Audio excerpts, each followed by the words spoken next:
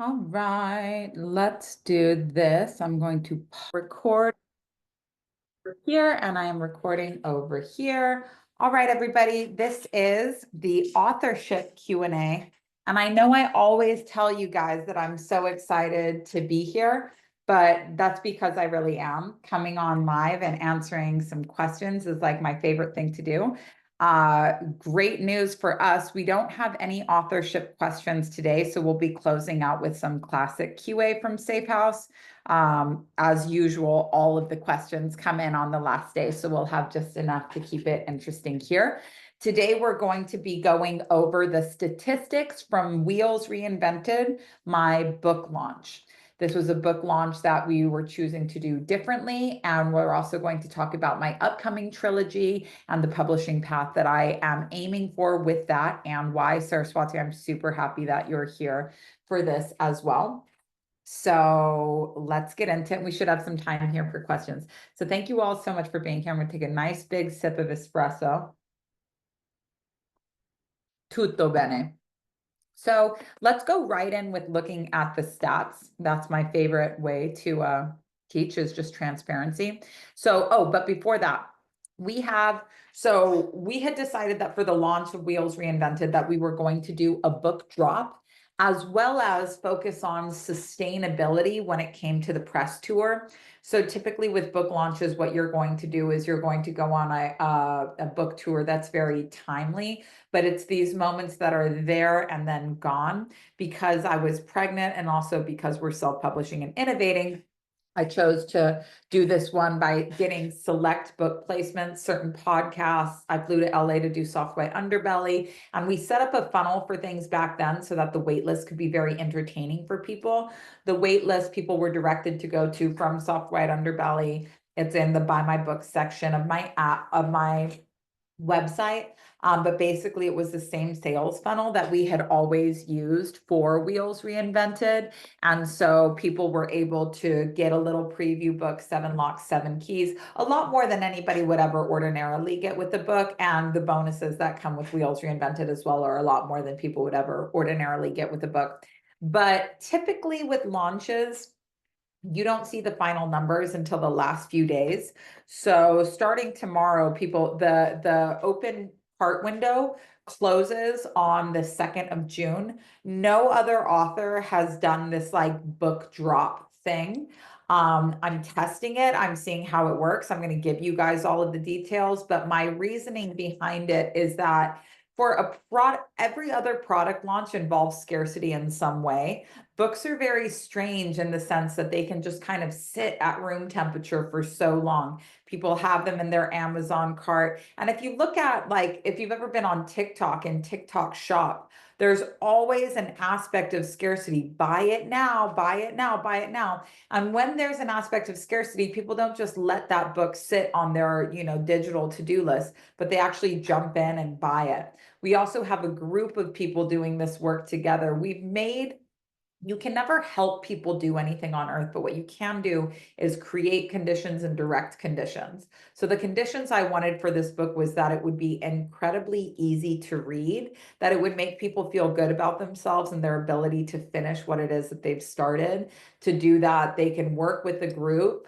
They can be given a specific timeline. We're doing this 1 chapter a week. I can read it to them personally. I can offer them plenty of resources and FAQs so that there's not a point in the book where they go, I don't know what to do. I cannot proceed. We give them the entire world on our app of a place where they can process their trauma. It actually feels like they're doing something as opposed to just like keeping the information in their head. We also offer breath work, yoga, and all of these things I didn't cook up for, I'm writing a book, let me build all of these bonuses. This book is the final form of a workshop that has been going on for years and years. So we've accrued all of these different bonuses as a result. But the last piece for me, really like corralling people into the zone what they can work in, is being like, the window is closing. If you want this book, you have to buy it now. So The doors are closing. They'll start getting emails for that tomorrow. We'll send them a 72-hour notice. We'll send them a 24-hour notice, and then we'll send them a prompt to write reviews. But we should really see another windfall of numbers starting on the 2nd of June, that when it's the last 24 hours, and we will just see how it goes. My plan is to do 48-hour book drops so what I'm going to do is when this is over, I'm going to unpublish the book so that people can't get it on Amazon. I'm going to make it so that people can still, everyone coming in from Soft White Underbelly, everyone coming in from these different streams will be able to still go and be on the wait list for that book. And then we'll do a couple 48-hour drops, maybe 3 times a year, every change of season, and then once for the big launch. So we're going to be looking at numbers now, but we should see a little bit more coming in. So let's look at, what do I have open first? Everybody attending on Zoom is able to see my screen here. The rest of you are just going to have to trust me. So here I am on my KDP. And the nice thing about books, this is from the last 30 days. The nice thing about doing a book launch is that regardless of what book I'm selling, it's going to be promo for the other books that I have. So in the last 30 days, when it comes to print books, I've sold 745 of Wheels Reinvented, but also 73 of Fuckless, 56 of Leave This Book in Your Bathroom, and 16 of Painkillers. So all of that is just because people are searching my books and seeing maybe for the first time that they are seeing for the first time that I actually have other books. And so that's always useful. I didn't have any numbers that I was attempting to hit with this book launch, mainly because it was the first one. I've done a lot of product launches in my life. I really just wanted to see. But something that I'm learning about this book launch is that I assumed that there were so many people that had wanted to wait to do Wheels Reinvented until it was a price point that they could do. But it was less, it's with a launch, with my first launch, it's always less than I expected. But something that I've had to do to kind of shift my focus is the maximum amount of people that we've been able to serve with Wheels Reinvented. I think the most students we ever had at a time was 160 that came in just for Wheels Reinvented, on top of the 400 students that were in Wheels for last year. This year, Wheels has been a part of school. I think we had maybe, I don't know, 15 or 20 people that signed up for it. We'll look and see how many people signed up for just the teacher training. But when it's folded into school, it's a little bit harder for us to get the statistics of how many people are here for school itself and how many people are here for Wheels Reinvented a la carte. We always have those 2 buying options. And I get this question all the time from people who are running memberships and are like excited about doing a membership because they're like, oh, I could just sell my membership and I don't have to worry about doing a launch for each of these individual products. You can never sell a membership on its own. People come in for individual products. I always use this analogy. Netflix doesn't sell Netflix. Netflix sells the individual pieces of content that are on Netflix. So it says, you love this movie. It just so happens to be in this place with everything else that you love. And so that's, but when you have a membership like that, it can be tricky to figure out how many people are there for the school itself and how many people are there for Wheels Reinvented. So the 745 print. Now I don't have, let me see where this royalties estimator is.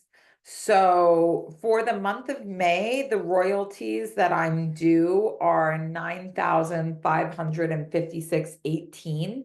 Now remember, this 9,556.18 is coming from 3 different books.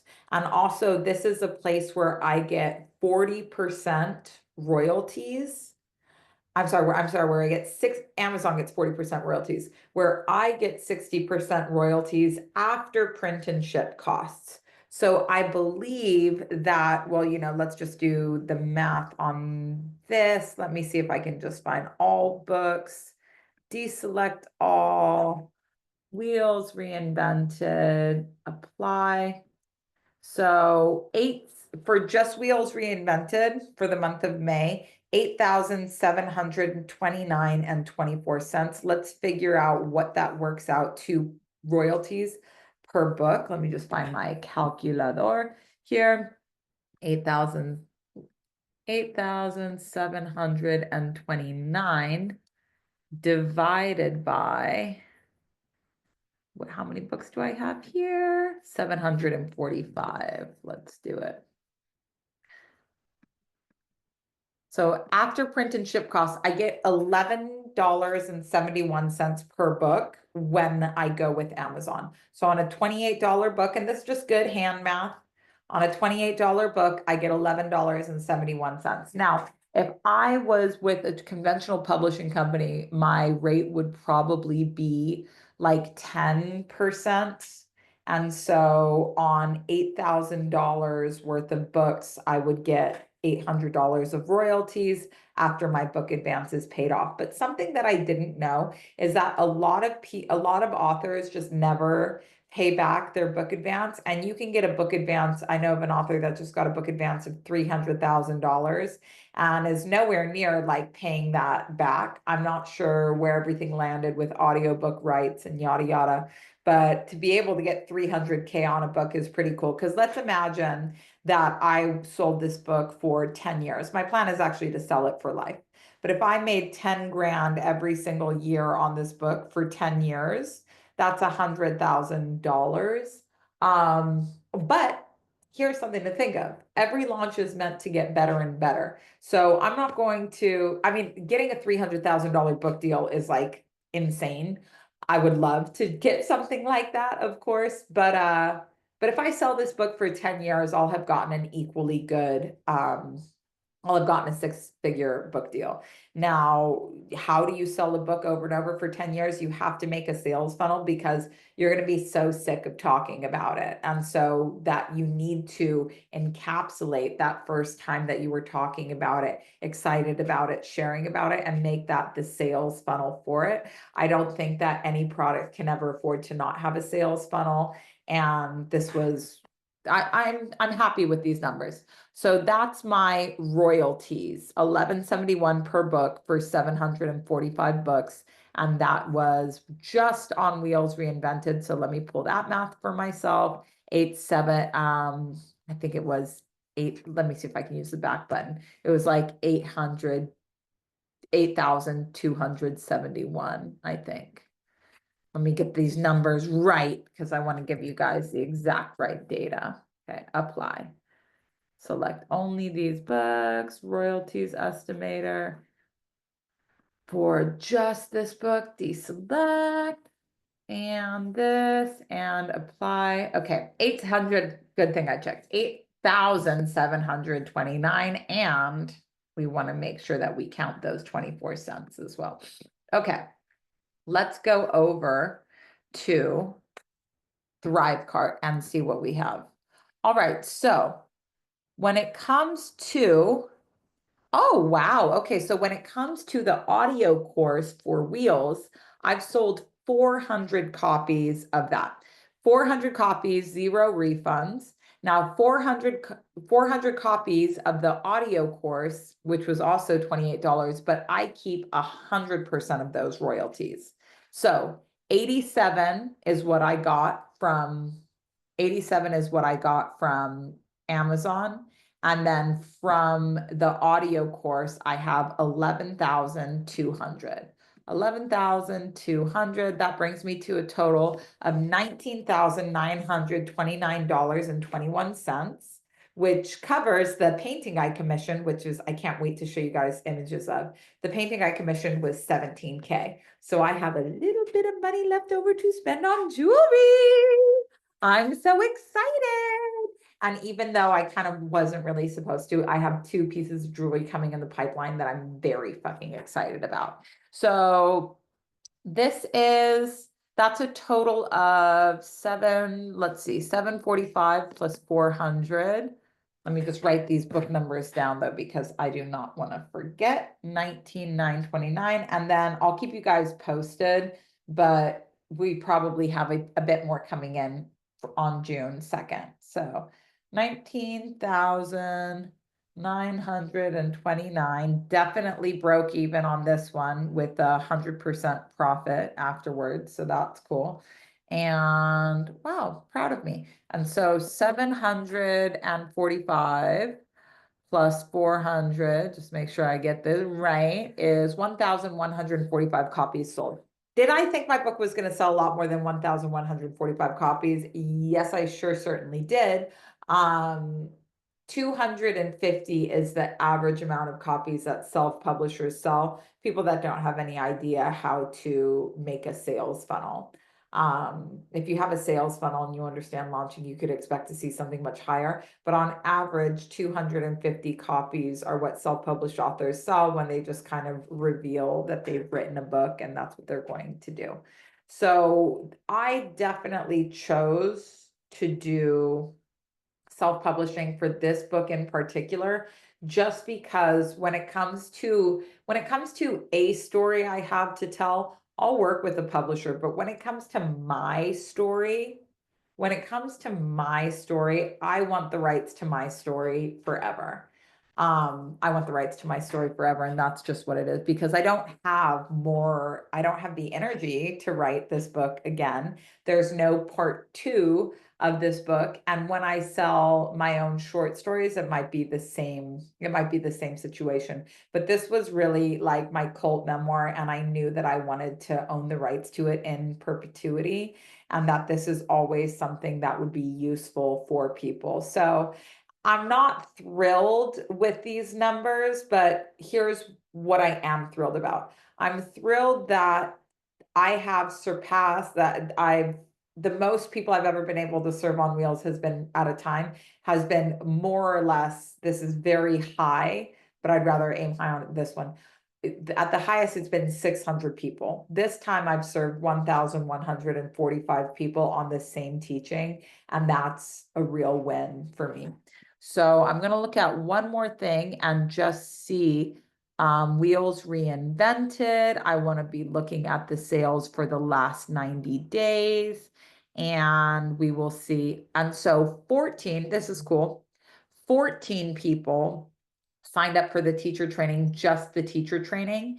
This is not included in Safe House. Now, Safe House, a lot of people come in just in general, but that's for the whole package. So we have a gross revenue of $15,199 as well for that last bit of teacher training. Now, I'm not going to include that in book money because book money is book money.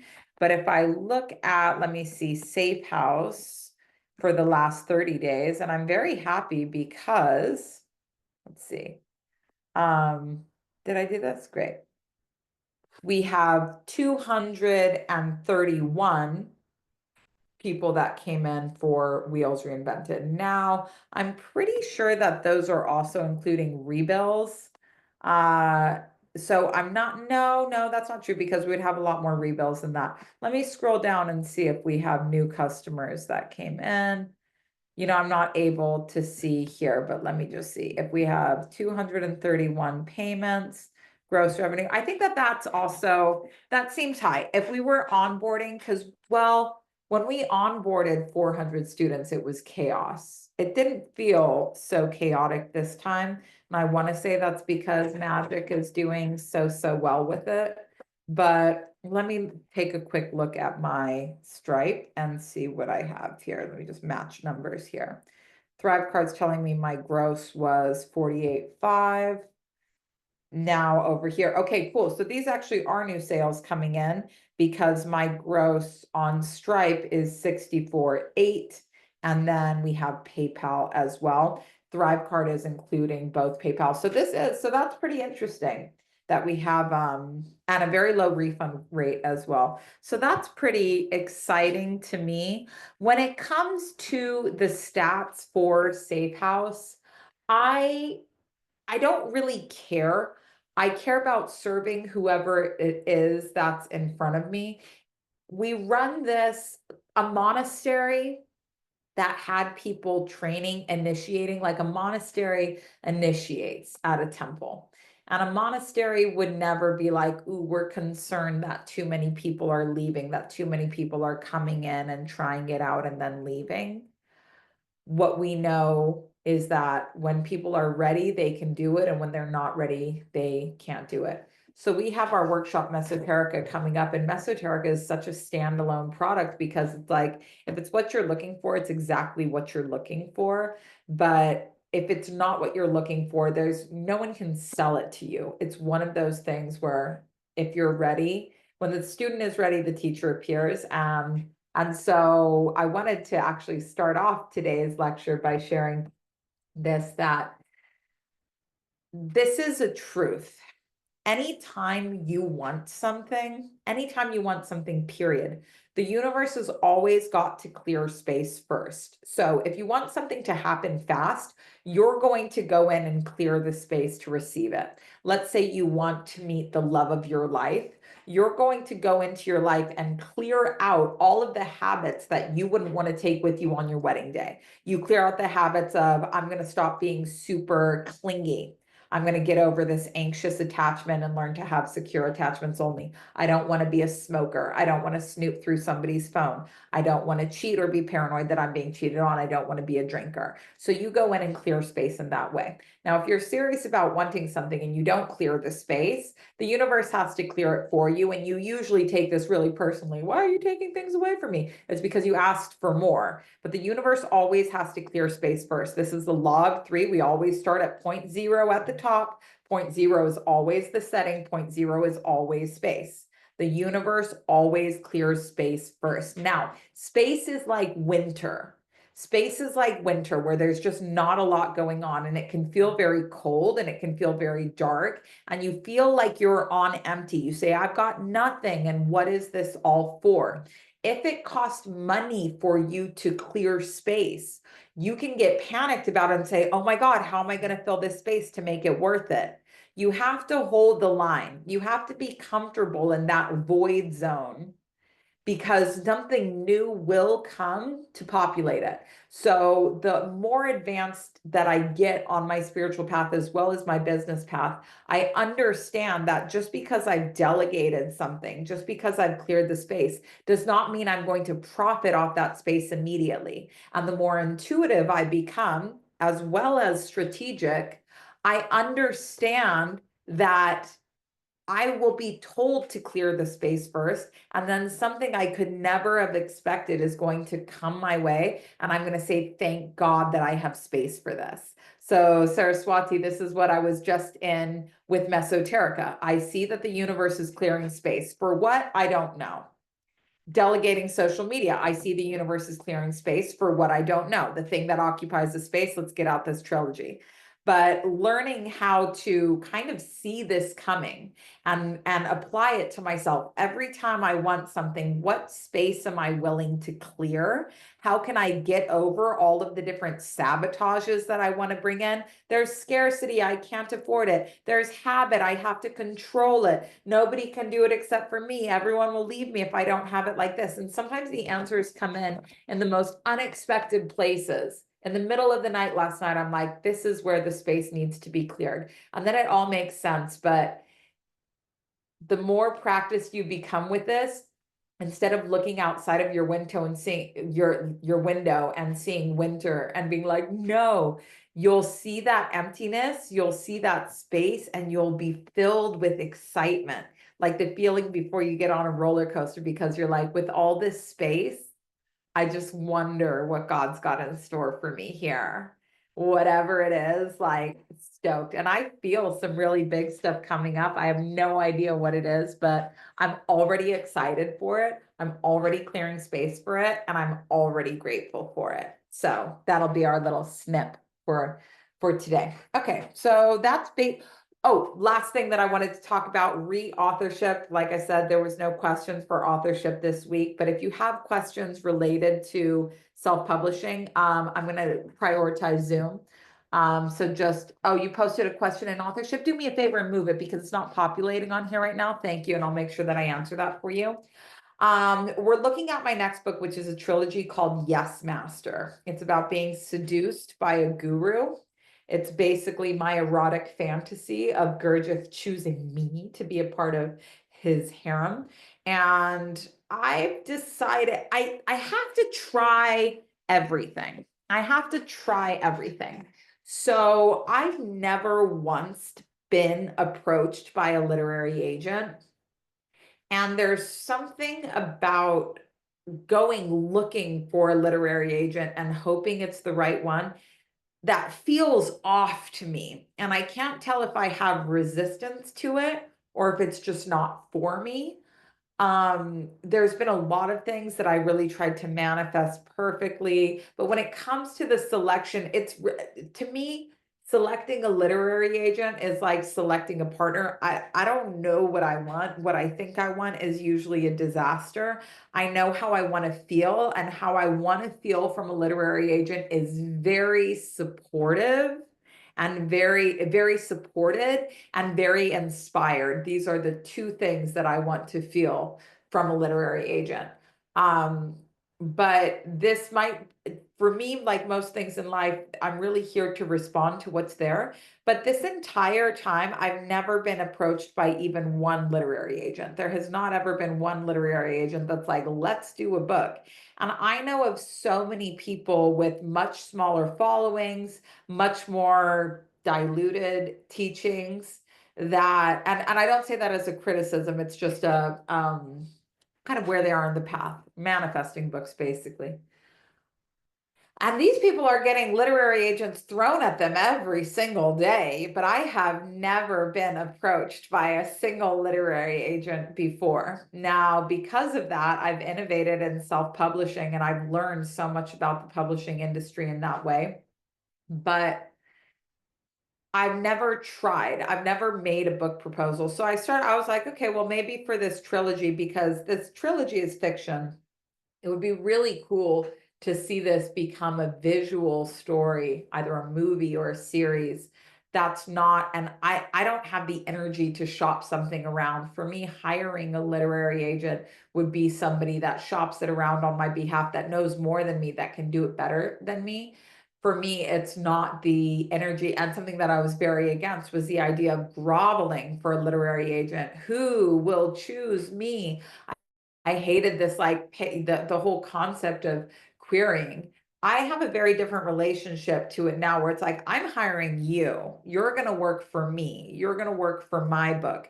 And everybody in my company gets hired because it feels right, but also they're better at certain things than I am. You're better at it than me. And that's why you do it and not me. So going into it with this different energy and just seeing what comes up. I might get a literary agent. I might find out that this is something else that I want to do, self-publishing. But one of the main reasons that I would want to hand this off to somebody that's more experienced in it than me is to just see how far out we could get it. It's super, when it comes to books that sell, this is super desirable because romance novels and erotic fiction always sells the most. This is a very unique type of book, something that feeds you equally spiritually, erotically, and materially. Like it hits all three aspects of life. So materially, you'll be learning the type of spiritual technologies that make you stand out in any field that you're in. This always leads to an increase in business. And this aspect of it is passive. Like you don't even know that this is happening to you until the teachings start to land. Now, spiritually, you are getting an education that has been very hard and very expensive for people to access, not to mention the gatekeeping on top of gatekeeping on top of gatekeeping. It's fucking insane. And then finally, erotically, where it's really going to be teaching you about sex magic as an individual, as well as in partnership, but all of these different kind of tests that you can do with yourself to experiment with sex magic, all of this encased in a book that is a story of transformation, a story of somebody going in level-headed and normal and falling in love spiritually, mentally, physically, with somebody that truly does know more about the unseen world than you could ever hope to know. And I'm so I really want, for me, I want eyes on this book. Because so this book was #1 in a lot of different categories. It was the top new release. Let me just look it up on Amazon right now and just see what it's got going for it. This is Amazon UK. Let's not do that. Let's just go to classicamazon.com. But something I could have never have predicted was that it would feel so good to be a best-selling author that I wouldn't care about the money. Like, I always care about the money. I would not believe that. I would not believe that. And I got so many new reviews as well. The last time I checked, I had 5. So this is really cool. Okay, so let me see what I'm looking at over here. All right, so bestsellers, it's no longer the top new release. So when it was a new release, it was the top new release. Now I'm a little bit further down on these bestseller lists. Abuse, self-help, codependency, anxieties, but not in the top 10 of anything. 20, number 20, codependency. But let me see, because it was really good in inner child. But let me see where this is. Nonfiction, self-help. Let's see. And then let's see the categories that we have on this. Inner child. Okay. When I look at the inner child, I'm still not on, I'm not even in the category. So that would, I wonder if Amazon kind of moves you around.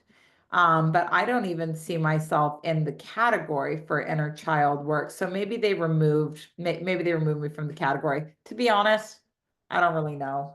I don't really care. I'll figure it out later. But it felt really good to be just the top new release in all of these different categories. And I was like, wow, I can't believe how good this feels. Now, should these words matter so much? I don't know, but that's just the truth of where I'm at right now. So I've started studying on how to write a book proposal. And I like this because it's getting 2 birds stoned. A book proposal helps you to get really, really clear about what it is that you're bringing, as well as the book proposal isn't just that I'm going to write a book and it's going to be like this. It's I'm going to write a book. Here's why it's needed. Here's why it's needed right now. Here's why I'm the best at it. Here's the marketing and launch that I plan on doing for this. Here's the promotion avenues I think I'm going to take. Here's my total numbers. Here's my assets. Here's this is what makes me great. And anytime you have an opportunity to look at your own value in that way, when we do digital products, we do it with the customer avatar.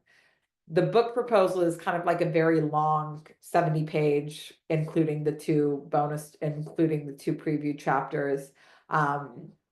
It's kind of like a very long customer avatar, but also including yourself in that mix. So regardless of what publishing path I choose to take, I'm going to do a book proposal on it. I was going to give myself a month to do it, but now that I know that it requires 2 sample chapters as well, if I have the book proposal minus the 2 sample chapters done by the 21st of June, I'll be very proud of myself, because there is a learning curve, and I'm basically I have the book all up here, the outline and everything, because I use an Enneagram to outline it. So it's not like hard for me. If you want to know about how to use the Enneagram to outline a book and guarantee that you've got a good story arc for your protagonist, the book Story Genius really emphasizes that for a story to be good, the character has to go through a transformation. If you use an Enneagram on something, you're guaranteeing a transformation and guaranteeing that the transformation points are happening in a way that's law conforming with the laws of the universe.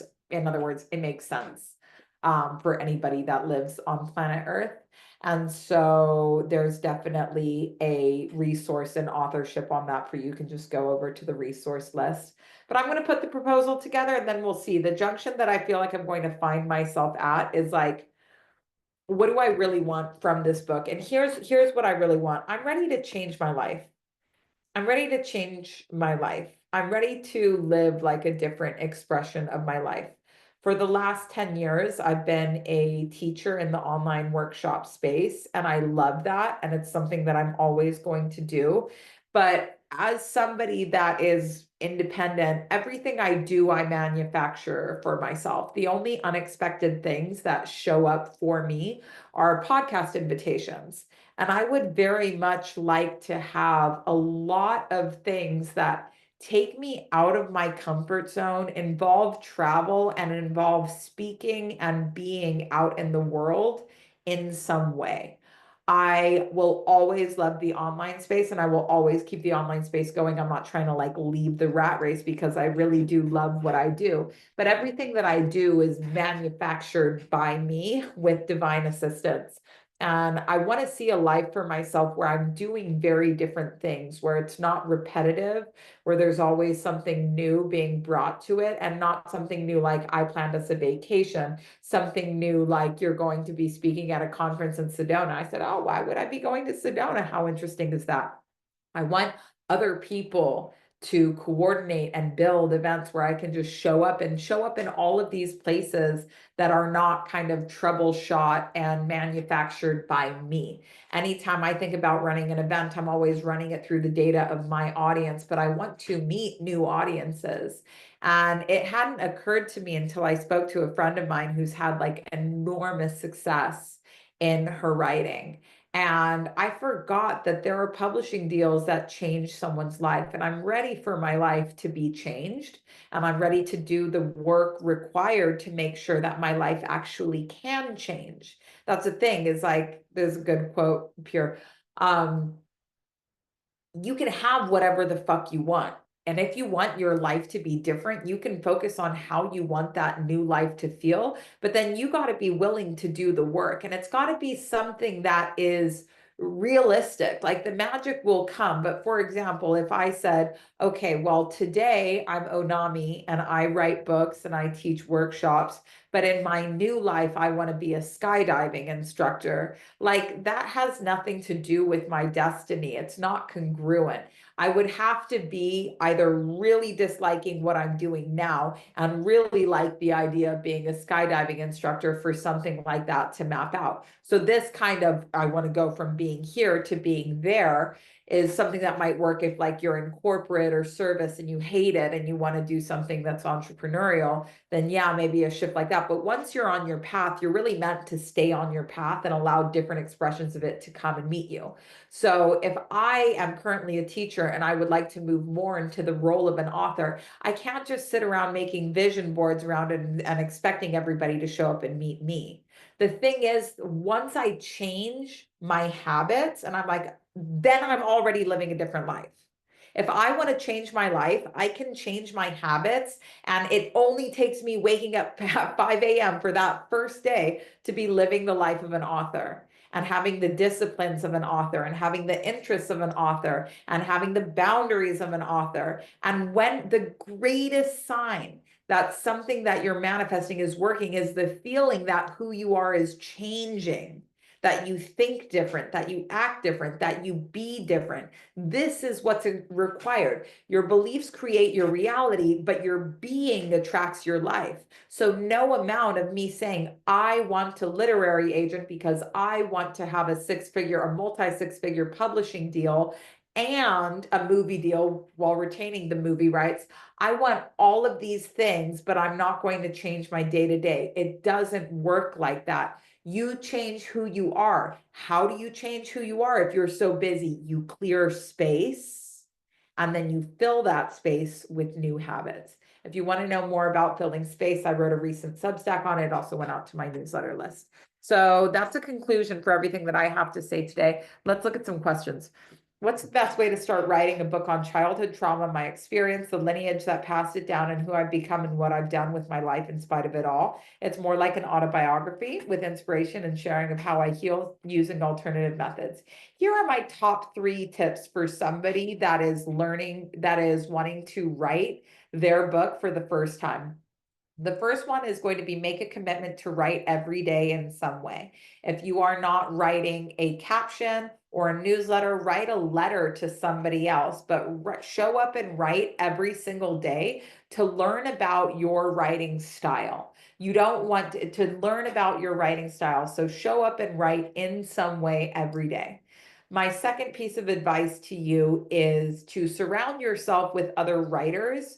You need to understand how many things you're going to need to say no to be able to see a book all the way through to the finish line, as well as normalize for yourself the different phases where it's like so easy to be in love with writing a book and then to feel stalled. Like nobody that writes loves to write. It's very much a job and we do it because we must.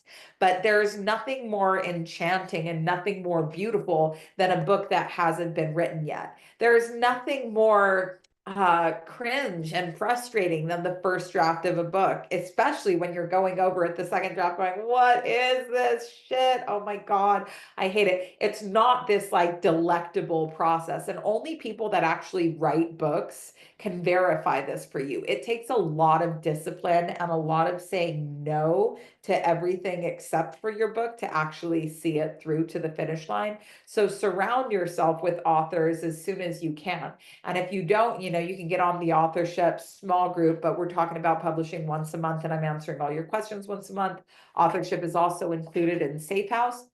And if you come to mommyonami.com/authors, you get 4 weekly newsletters for me about the publishing industry and why I love self-publishing, as well as ask me questions, get our resource library that has everything from book launch, how to use an Enneagram, any different resource I have. And as soon as I write this book proposal, I'll give you guys my book proposal as well. And you can see how I did, and I'd be happy to answer any questions on that as well. But surround yourself with other writers. If you're not going to do authorship, then I would recommend following as many like writer meme accounts as you can on Instagram and just kind of normalizing the process for yourself. And then the final piece of advice that I would give to you is write as if no one you know is ever going to read it, especially when you're coming into something autobiographical. There's this really strong desire to make sure that everybody that's in your life has signed off on it in some way. If you ask them, it's going to be a no. So find a way to do it without asking them. Do you need a pen name? Go for it. But that first draft needs to exist, and your biggest standstill when it comes to autobiographical will be trying to please the people that feature in it. So you're here to write your story, not someone else's story. I'm not going to tell you the story of my mom's history in my autobiography. I'm going to tell you what it was like to be her daughter. I own that story. I'm not going to tell you about my brother being in a psych ward because that's his story. I'm going to tell you about what it's like for me to see my brother in the psych ward. You own your stories, so tell your story, even if you're the only person that sees it this way. And just understand that when you write a book about your childhood, it is the strongest fucking therapy you're ever going to go through. So don't expect it to be this like shining, evolved process. Expect to barf shit and cry your way through it. But whatever it takes to get that first draft out, get that first draft out. The first draft is always perfect because the first draft just needs to exist. A first draft needs to exist. Your second draft isn't going to look anything like it. And the third draft, the final draft, you'll be very proud of yourself. Give me my little baby, darling girl. Hi.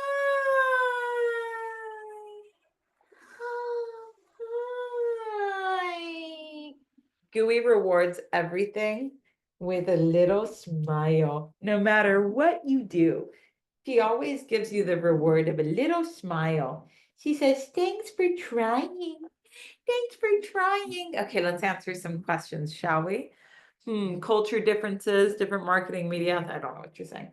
Boop, boop, boop. But I actually made a commitment to never responding to another Instagram comment, but these aren't comments. This is our chat. So I will respond as long as it passes my desk. And okay, let's get you on the boob. All right, let's ask some questions. Okay, mommy, I need advice. this is an extremely personal question. So advise about your daughters.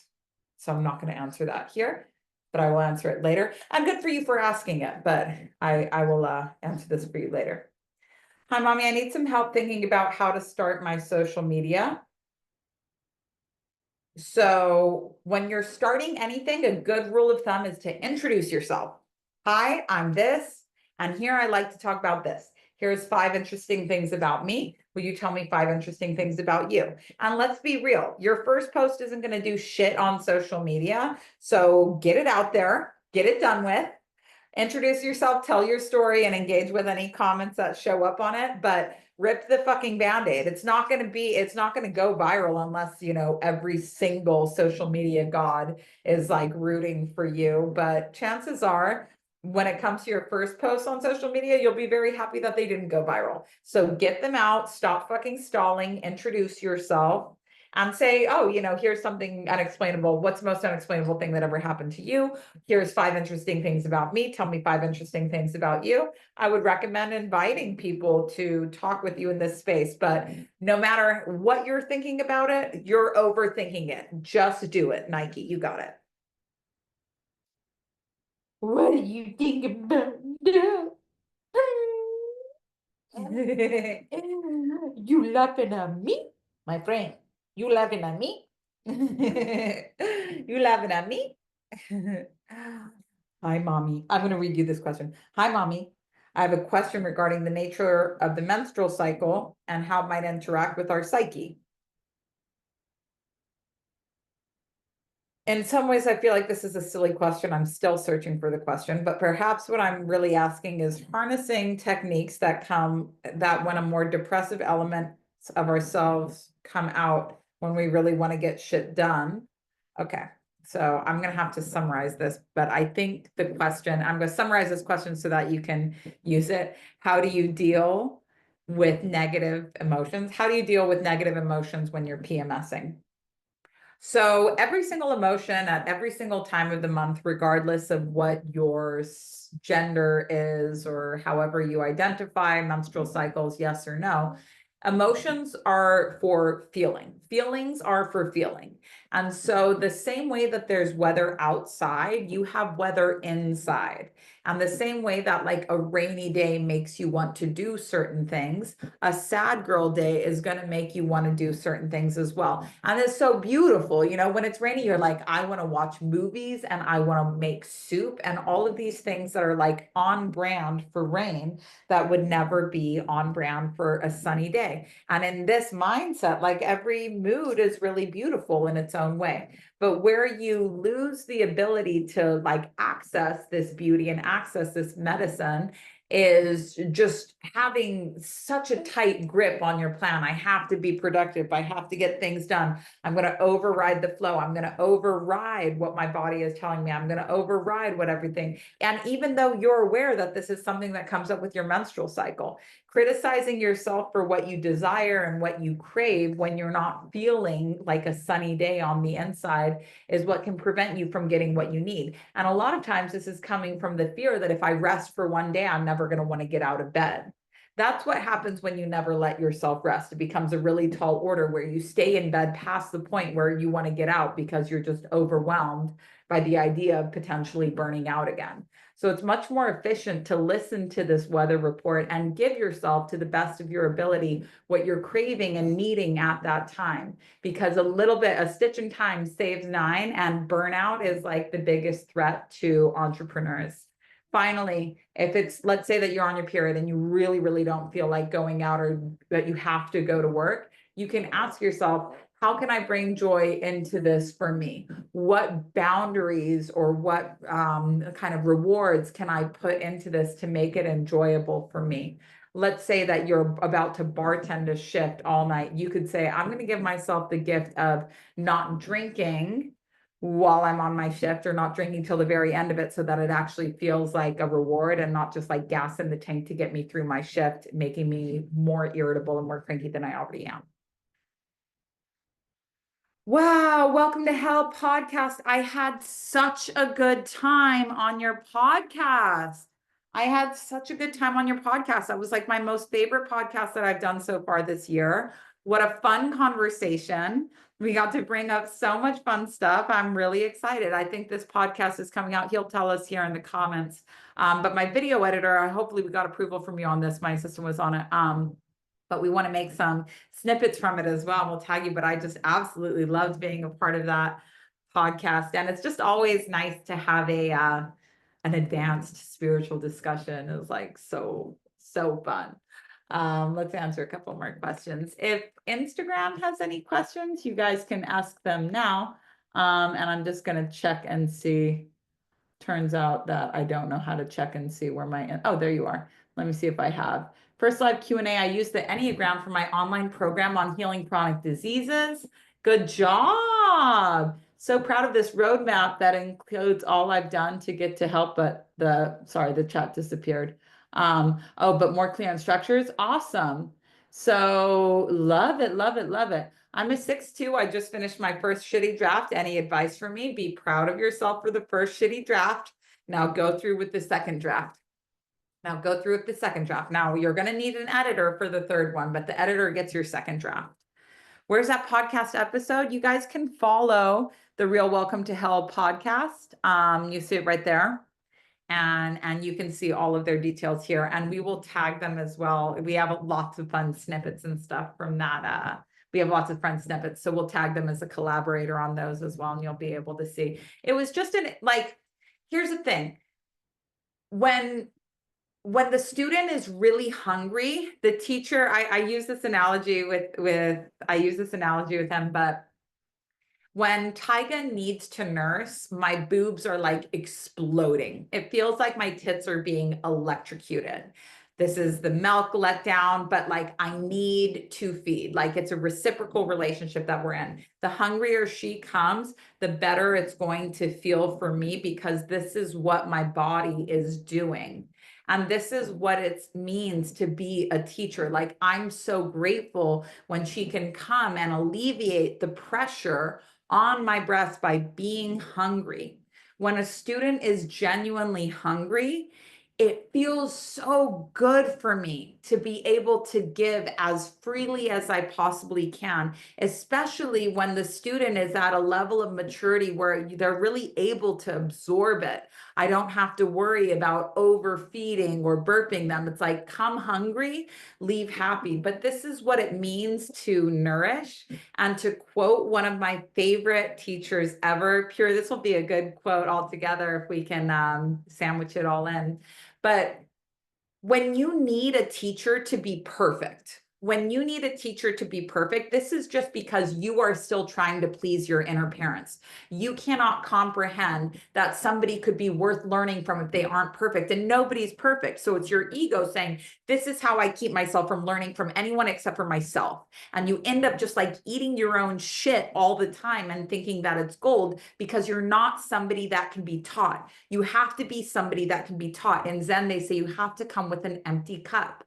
Now, here's the thing. When you're criticizing every teacher and you say, oh, you did this one thing that I don't agree with, or you're one of those people that just infect comment sections with, I usually agree with what you say, but I don't agree with this, or I really love this, but I don't agree with everything that you say. It's like always having to put up these buffers. You don't need someone to be perfect to learn from them. So anything that is here with organs that provide nourishment also has a mechanism that creates waste. I give milk. I also take shits. You look at a cow, it's got on the front end udders and on the back end an asshole that takes shits. So you have to decide, are you going to be an expert in nourishment, or are you going to be an expert in shit? Because most people are experts in shit. And that comes from my favorite teacher of all time, Rudy. So if I'm not perfect, I'm telling you right now, I'm not perfect, but can you still learn from me? There we go. I love Rudy. Rudy's whole book, Spiritual Cannibalism, uses this breastfeeding analogy a lot. And I just love him. Rudy's the man. I can't ever think about Rudy without tears coming to my eyes. And it's really because of Rudy that we live here in upstate New York, because we fell in love with this house fell in love with this house so much, not the house that we live in, but fell in love with this house so much that we thought that we were going to live in it. But it's what brought us all the way to upstate New York. And this house that we were looking at was right next door to Rudy's ashram. And we're like, what's this weird ashram? And oh, it was from a teacher named Rudy. I said, oh, maybe I'll get one of his books. Fucking changed my life forever. All right. Mommy, I have a question about surrendering to deity and autoerotic. You gotta love the people that are doing autoerotic when we told them not to do autoerotic. When we're like, we're doing it, you gotta love it. You gotta love it. They always go in against medical advice. They always go in and then they're like, I have a question. I'm just stuck. It's like, yeah, dude, no shit. Wait until you get to the business stuff, but that's fine. Mommy, I have a question about surrendering to a deity and autoerotic. Why not surrender directly to God? Could you explain the purpose of the deity in the context of autoerotic? Yes, that's because the absolute God has no story. And you are currently a level 1 student that needs to get their teachings via story. So because God is like an algorithm that cannot be understood, we can calculate it, but we can't understand it. You can't be boyfriend, girlfriend with God. And God doesn't have a story. When you try to make God a story, that's how you humanize it. So because you need to learn in story, and as you advance, you can learn from myth and parable, but it needs to be getting story for you. You need a deity. You need an expression of God that you can relate to in the human sense, and you don't have that right now. Now, autoerotic is something that we're doing live. And I appreciate you wanting to get started on that, but I would recommend waiting for it live because this is only the beginning of your questions. Cool. We'll use that as a snippet as well. You guys are going to have the best Burning Man outfits, and I'm so excited for you. I'm just so excited for you. That's so exciting. Here's somebody else. What are deities? What are ideas? Oh, God. Okay. What are deities? So let's do this one by one. What are deities? Deities are different, smaller expressions or fractals of the one absolute source that are the Godhead kind of splits off like this so that different people can relate to this one person. So a story to this one being. So stories are what make people relatable. And you might not have any relation to, let's say, Lakshmi, the goddess of fortune. You might not be able to connect with her origin story at all. But for someone else, let's say like the Roman goddess Fortuna, which does the same thing, you really connect with her. Now, all of these are a smaller variation of the All-Mother, but the All-Mother has no story. And so deities are smaller fractals off the absolute Godhead so that you can relate to them and therefore learn from them. Now, what are ideas? Ideas, what are ideas? So ideas are a function of the third eye chakra, and you're meant to store and care for your ideas very well. Now, ideas that come from an intuitive place are very useful. And every time your chakra system regenerates, you're going to get a massive influx of new ideas that you will be able to execute on over the coming 5 to 7 years. So in a sense, it's a big vision, which is a symphony of ideas that all work together, but they're not going to happen overnight. And when people don't understand their responsibility when it comes to these ideas, they develop something that is called mania. But truthfully, the psychotic drowns in the waters in which the mystic swims with delight. So what people who cannot handle this call psychosis, the mystic calls awakening and loving it. It's the same thing from different perspectives, from your ability to handle something like that. Mania is a natural part of life where you get an influx of ideas, and then over the next 5 to 7 years, you're going to execute on them. Now, here are some major contradictions.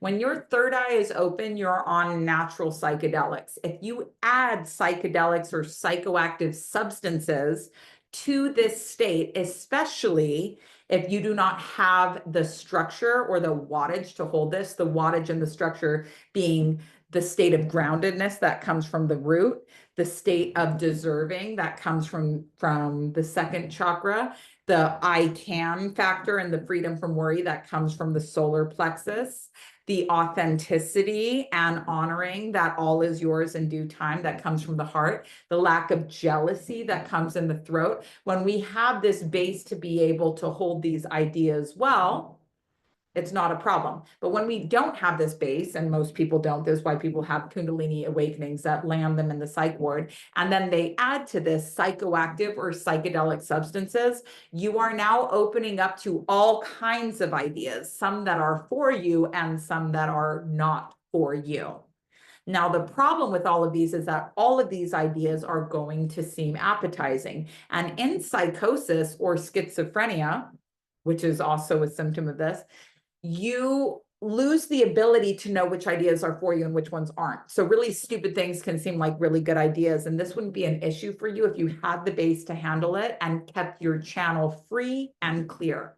You will have naturally more than enough ideas to keep you busy for the rest of your life if you do this naturally.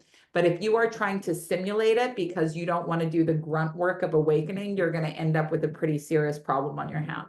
So ideas that come from a clear channel and a sturdy base are gifts from God, which is why the Anya chakra is called Raja chakra or King chakra. When your Anya chakra is open, you live like a god because your relationship to ideas, storing them as gifts, but also having the responsibility to act on them and make sure they come to fruition. This is what it means to have God powers on earth. Thank you for your question. Long answer, but maybe we can trim that down for her. But it's a big question. What are ideas? Okay, let's see. Got it. Possession state sick. Good question though. Okay, I think we have all these questions come through at the last minute.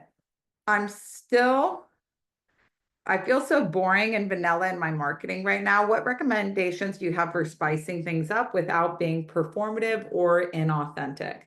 So this is really what the whole premise of Fugless is about, but I'm going to give you two pieces. One of them is inner work and the other one is outer work. On the inner work side of things, you're probably talking at your audience and not with your audience. Now, I understand that you're an initiator, you're a manifestor. You also have the celebrity profile, which is the 5-1. So this is something that very much wants to say, like, recognize me and I'll tell you when I'm ready. But you might want to think about your audience. Who am I talking with? What's a joke that we can have? I would ask yourself, like, what part of my social media makes me angry and what would it feel like to be peaceful here? So maybe you always get angry in your comment section, and peaceful means that you no longer look at the comment section under any circumstance whatsoever.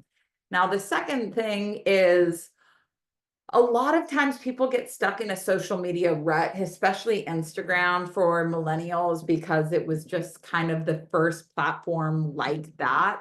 We first gauged social media success like on this platform for a lot of us. And so my recommendation would be go on TikTok and just look around for a little bit and just have some fun.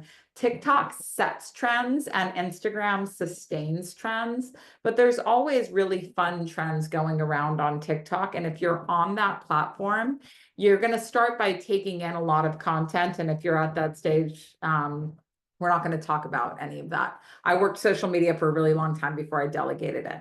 But TikTok has the ability to start really cool trends, and you're going to take a lot of stuff in at the beginning, but then you're going to see creative ways that you could share your story and your marketing through that. When it's feeling stagnant, go on a platform where it can feel fun again for you. And there's plenty of platforms to do that with, but TikToks is a good one. TikToks, I say. Oh my God, stop being old. All right. Did you do some study to get more views or engagement, or did it just happen? How can I get my views or engagement up? I'm always studying. So learn, teach, repeat, but trust that there's an algorithm that's bigger than whatever social media platform you're talking about that is deciding what goes viral and what doesn't, and trust in that medicine. Like I went the most viral for something that a lot of people would call negative press, and it led to a lot of positive press. But there is no wrong side of TikTok. There's no wrong. Just post what feels, don't do it for, don't try to get people's attention. Set an intention with every post. This is what I want to share. This is the problem that I want to solve in 90 minutes. This is how, in 90 seconds. This is how I want to blow your mind in 50 seconds. This is the beauty that I want to lend to this conversation. This is what I want to share. This is what I want to get off my chest.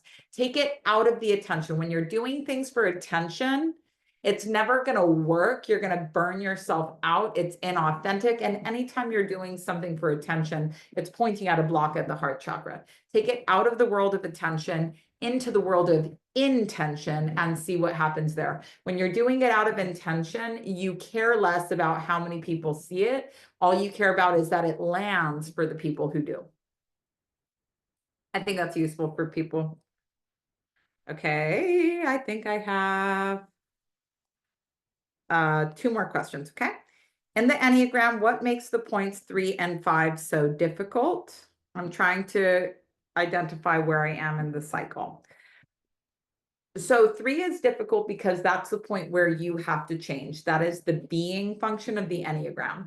5 is not necessarily difficult. It's just that it can take a long time because this is where you have to put everything together. 5 is the last stop where it exists in your mind. This is the transition point or the point of most attention where it leaves the mental state and is brought forth when it's actualized, when it becomes physical. So if we use the kitchen analogy on this, point 5 is when we prep all of the stations and the kitchen is now ready for service. We haven't gotten an order yet, but our stations are set up to handle any order that comes in for the rest of the night. Now that we've chopped and prepped the food, it has to be delivered this night or it's going to go bad. So we really need that customer to come in because there is no longer any turning back. The food is prepped. The next step is going to be to cook it and serve it. But at this point, we've put in the majority of the work, which is the prep. Everything else is just assembly. So that's why 0.5 is challenging. And last question. Raina has a jujitsu class tonight. Oh, okay. And I got your question here. Okay, cool. So this last question we actually already answered. That means we are heading forward into the weekend. I'm so excited about all of this. My comment does not come from an ego. That's because I'm already bored by that. Let me just see any questions down here. Any final questions from anybody on Instagram? And we will, okay, here's a question here. I'm going to take one question from Instagram and then we'll call this a day. Self-publishing question. Back to the point of you selling for so long, pulling off Amazon and then putting it back. My book is a memoir. I never thought of doing it that way. I don't have a big following, planning a launch, creating videos and workshops to go along with my book. Would you suggest doing the same, pulling my book and reloading? I can't answer that because I don't know. I'm the first person that's ever tried it. So what I would recommend is building your audience, sharing your story bit by bit, because people have to want to read your story. That's where you're going to need to focus right now. Building your audience, 100%.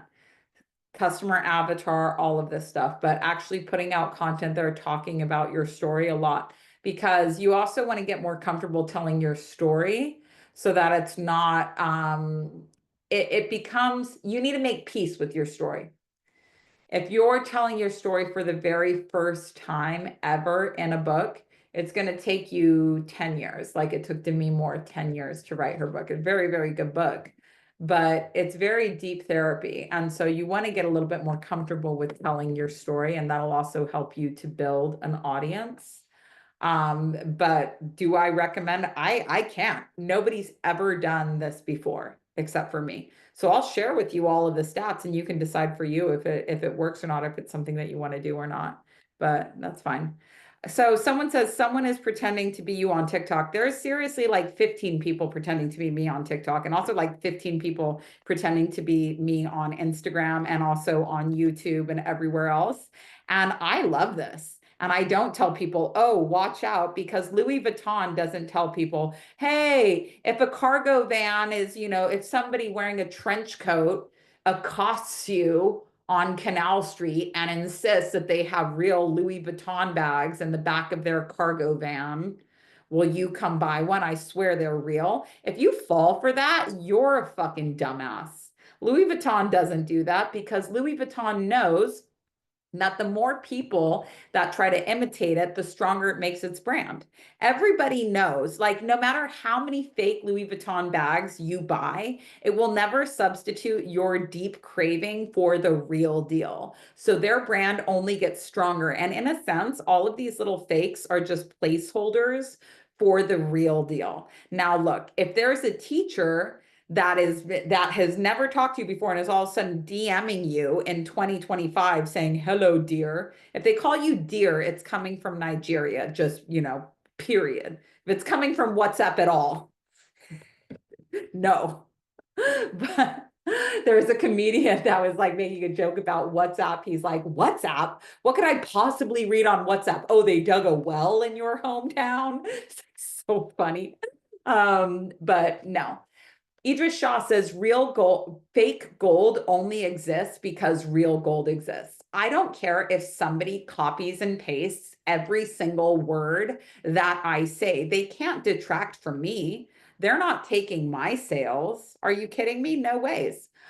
I don't care if somebody copies and pastes my entire lead magnet, 7 locks, 7 keys, and creates a workshop called Wheels Unwound, which is word for word on their website, the same exact workshop as my Wheels Reinvented. I don't care because nobody can take my success. My success, my words, my teachings, this has pussy juice on it that tastes like me. It's me. Nobody else can rip this off. Nobody else can come for this paycheck. This is me. I'm not insecure about it at all. And don't forget what Oscar Wilde said. Imitation is the highest form of flattery. We've all heard this, right? But there's a second part to this quote. Most people don't publish it in its entirety. Imitation is the highest form of flattery that mediocrity can pay to greatness. So the greatest gift that something mediocre can contribute to something great is an imitation. A cheap Louis Vuitton bag, that's the highest offering it can make to the temple of real Louis Vuitton. It's only making real Louis Vuitton more popular. And when people directly knock off my stuff, I don't mind because I'm just so happy that they're getting their first draft out there. Look, I translated A Course in Miracles as my first book. I fucking feel really weird about that book. I don't like that book at all because now I know what my real voice tastes like. But I'm very happy that it exists. I'm very happy that level 1 teachings were offloaded. A Course in Miracles is a clunky fucking book, and I prefer my version of it to the original, but both of them is a different level of consciousness for me right now, so I don't feel the same way about it. But that was the best I had at that level. And through that practice, I found my own words. But people, as long as they're getting their first draft out there, I don't care. But it's never going to be a substitute for your words and your language. And so if you're copying and pasting things, it's a lot of work for very low return. If you're getting a little $60 here, a little $60 there from people that have gotten duped into paying you for a tarot reading from, a teacher, like, homie, that's on you. But it's only going to make you want me even more. And for me, there are no substitutes. It does have pussy juice on it. Serious. All right, you guys, I love this person's username, relapse666. I love it. So using curse words on others, no. Using curse words as self-expression. We call these home words, but we don't actually really care. How to deal about the copyrights and worrying about someone steals your work. I'm not worried about that at all, but I have copyrights. But honestly, like somebody recently just kind of violated every single thing in my terms and conditions, violated my copyright and stuff. But I honestly, like, I didn't even go for a cease and desist because I just felt really bad for this person. Well, I didn't feel bad for them. It's appropriate. I'm just observing it. They put in all of this work. It's more work to launch somebody else's product than it is to launch your own because you don't have the language for it. So it can't just flow. Anybody that's ever done an affiliate launch for someone else's product knows that sometimes you really have to work and think about how to brand and market their product. It's so much harder. And the thing is that it's never going to be profitable. Like you think, oh, this is going to be easy because her product's already sold this much. So if I just rip it off, I should at least see some of these sales. It never works like that because there's trust that needs to be established. And trust isn't established by saying this is for sale. Trust is established by showing up and telling your story and creating congruency. I'm teaching and I'm selling in all of the posts that I'm not directly teaching and selling in. This is what it means to have an aura. This is what it means to be a teacher. People are reading in between the lines with you. When you're copying and pasting, you only got the lines. There's nothing to see between. So it's like, this person put in so much work to build a website just like mine, to build a payment structure just like mine, to use a lead magnet just like mine, to build a workshop just like mine. And I went and like looked at it and it's like one person on Facebook is going. It's like, dude, and it'll be so much. Now, hopefully this person is still inspired to teach new things and isn't basing her like low return as a teacher on the quality of her work, because the quality of her work will be very good, but the quality of my work posing as hers, that's just not accurate data. So that's why. All right, you guys, it's time for me to wrap it up here since my sweet little honey baby is here. I want to thank you all so much for being here on our authorship call. This replay is available on my podcast, The Intuitor. It's also available on YouTube. If you want to be a part of the authorship, it's $20 a month. Go to mommyonami.com/authors for a sick 4-week series on the self-publishing industry as well as the publishing industry, a lot of stuff that you didn't know. It's also included in Safe House, which is the school that my husband and I run. Always nice to be on here with you guys. I hope you have a wonderful weekend and I will see you all later. Thank you and goodbye. Thank you. Thank you and goodbye. 11 people on YouTube love you so much. Thank you and goodbye. And thank you to everyone here on Zoom. I'll see you guys. I'll see you guys on whenever I see you.